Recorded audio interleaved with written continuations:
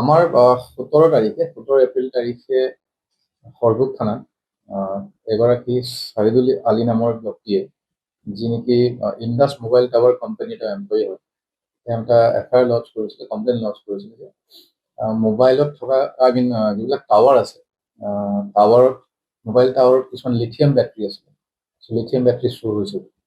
আৰু সেই সংক্ৰান্তে আমাৰ সৰভোগ থানাৰ এটি দল, অচিনাকি দল এটাই বিগত এসপ্তাহ ধৰি বিভিন্ন জেগাত ইয়াৰ বিৰুদ্ধে অপাৰেশ্যন চলাইছিলে। জিলাখনৰ বিভিন্ন জেগাত, বাগবৰ এৰিয়াত, বৰপেটা পুলিচ ষ্টেচন এৰিয়াত, বেলেগ বেলেগ ঠাইত অপাৰেশ্যন চলিছিলে। আৰু আমাৰ SP ছাৰৰ নিৰ্দেশত এই টিমটোৱে কাম কৰি আছিলে। আৰু যোৱাকালিলৈকে আমি সৰ্বমুঠ 12টা লিথিয়াম বেটাৰী আমি ৰিকভাৰ কৰিলোঁ। আৰু তাৰ লগে লগে আমি 4জন একিউজ পাৰ্চন আমি এৰেষ্ট কৰিছোঁ: সাইফুল ইছলাম, শুকুৰ আলী, মুখতাৰ মোল্লা আৰু শ্বাহাদত সিকদাৰ। মুখতাৰ মোল্লা আৰু শ্বাহাদত সিকদাৰৰ ঘৰ হ'ল বাগবৰ, মানে সত্ৰখনৰে। আৰু বাকী সাইফুল আৰু শুকুৰ আলীৰ ঘৰ হ'ল ধানবান্ধা, এটাজনৰ ঘৰ ভেৰগাঁও আৰু এজনৰ ধানবান্ধা। চ' এই 4জন আমি অলৰেডি এৰেষ্ট কৰি পেলাই ৰিমাণ্ডত ল'লো। আৰু তেওঁলোকৰ তথ্যত বিভিন্ন ধৰণৰ আমি খবৰ পালোঁ। আৰু আমাৰ এইটোত অভিযান চলি আছে। এই সংক্ৰান্তে ইতিমধ্যে আমাৰ সৰভোগ পিএছ কেছ নম্বৰ 34/26 এটা কেছ ৰেজিষ্টাৰ হৈছে। এইটো তদন্ত চলি আছে। কিন্তু আজিলৈকে 12টা বেটাৰী আমি লিথিয়াম বেটাৰী আমি উদ্ধাৰ কৰি সক্ষম হ'লো। তাৰ কি কৈছে, বিভিন্ন এৰিয়াত মই ক'লো, বিভিন্ন য'ত য'ত আমি ঠাইবিলাক বিক্ৰী কৰিছিলে, বিভিন্ন মানুহৰ ওচৰত বিক্ৰী কৰিছিলে। তো সেইবিলাকো আমি ৰিচিভাৰকো আমি ধৰিছোঁ, আমি ভেৰিফাই কৰি আছোঁ। ইণ্টেনশ্যনটো কিছুমানে বেটাৰী বুলি কিনি ল'লে, কিন্তু কাগজ পত্ৰ নাই। চ' যিবিলাকে ধৰিছে, যোনে লৈছে, আমি তেওঁকো আমি আনিছোঁ। চ' আমাৰ সেইটোও ভেৰিফিকেশ্যন চলি আছে। ইয়াৰ লগে লগে আমাৰ আৰু এটা ঘটনা হৈছে বেক টু বেক। যোৱাকালি মানে ইভিনিঙত আমাৰ খবৰ আছিলে যে যিবিলাক ফেক গ'ল্ডৰ কাৰবাৰ কৰে, ফেক গ'ল্ড, মানে এনেকৈ ফেক গ'ল্ড বিক্ৰী কৰিছিলে উৰিষ্যাৰ দুগৰাকী ব্যক্তিক। সেইটো চবেই জানেই, ফোন কৰি পেলাই কয় যে ঘৰত পুতি থোৱা অৱস্থাত সোণৰ নাও আছে, যীশুখ্ৰীষ্টৰ মূৰ্তি আছে।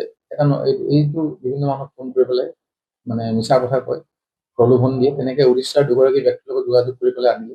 আমাৰ খবৰ আছিল, আমাৰ সৰভোগৰ নেতৃত্বত এটা দলে যোৱাকালিৰ পৰা অভিযান চলালে। আৰু চলাই পেলাই 1.58 মানে কিলোগ্ৰাম এখন নাও উদ্ধাৰ কৰিলে, ডুপ্লিকেট সোণৰ নাও। আৰু লগে লগে আমি সেই ভিক্টিম দুগৰাকীকো পালোঁ। আৰু 3গৰাকী ব্যক্তিক, সৰ্বমুঠ 5গৰাকী ব্যক্তিক আমি এতিয়ালৈকে আমি আটক কৰি আনিছোঁ।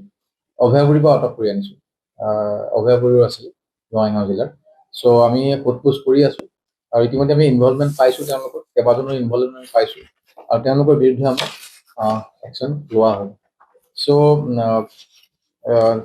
গোটেইকেইটাৰ যিকেইটা মানে ব্যক্তি আমাৰ অকল বৰপেটা জিলাৰ নহয়, ইয়াৰ বাহিৰৰ জিলা আৰু মানুহ ইনভলভ আছিলে। আমি উৰিষ্যাৰ ব্যক্তিকেইজনৰ কথা পাতি আছোঁ, কেনেকৈ ধৰণে কি ধৰণে তেওঁলোকক মিছা কথা কৈ পেলাই মানে সোণৰ নাও বিক্ৰী কৰিম বুলি লৈ আহিছে। চ' সেইখিনি তদন্ত চলি আছে। আৰু এই সূত্ৰে ইতিমধ্যে আমাৰ পুলিচ ষ্টেচনত এতিয়া এটা কেছ ৰেজিষ্টাৰ হ'ব 38/26। গতিকে আপোনালোকে বিগত দিনত দেখিছে যে আমাৰ SP ছাৰৰ নিৰ্দেশত বৰপেটা পুলিচৰ বিভিন্ন থানাত আমি বিভিন্ন ধৰণৰ এনেকুৱা আমি ক্ৰাইম এগেইনষ্ট প্ৰপাৰ্টি যিবিলাক কৰি আছে বা ড্ৰাগছৰ বিৰুদ্ধে আমাৰ একশ্যন চলি আছে। আমাৰ একশ্যন চলি আছে। আপোনাক দেখিছে যে আমি যেতিয়া আমি খবৰ পাইছোঁ, যেতিয়া আমাৰ ওচৰত এভিডেঞ্চ আহিছে, আমি তেতিয়া আমি একশ্যন লৈছোঁ আৰু আমি একশ্যন ল'ম। আমি একশ্যন লৈছোঁ, আপোনালোকে গমেই পায়। এতিয়ালৈকে আমাৰ 18জন এৰেষ্ট হৈছে। 18জন এৰেষ্ট হৈছে এতিয়ালৈকে 18জন এৰেষ্ট হৈছে।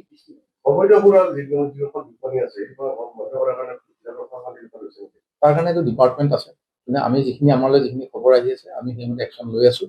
আৰু আমি আপোনালোকৰ পৰা সহায় বিচাৰিছোঁ, কাৰণ বিগত দিনবিলাকত আপোনালোকে সহায় সহযোগ কৰাৰ কাৰণে আমাৰ বিভিন্ন সময়ত আমি বিভিন্ন ক্ৰাইম ডিটেকশ্যন কৰাত আমাৰ সুবিধা হৈছে।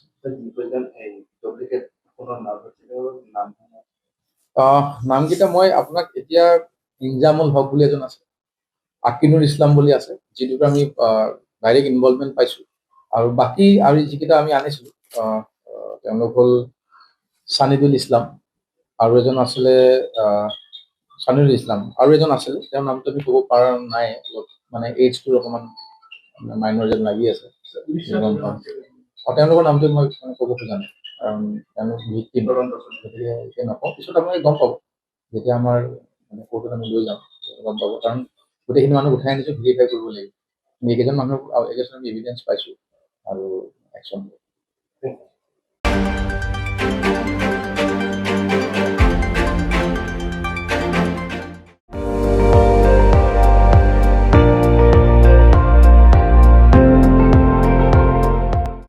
আপুনি চাই আছে ND24, সৰ্বশ্ৰেষ্ঠ নহয় সৰ্বোত্তমৰ দৌৰত।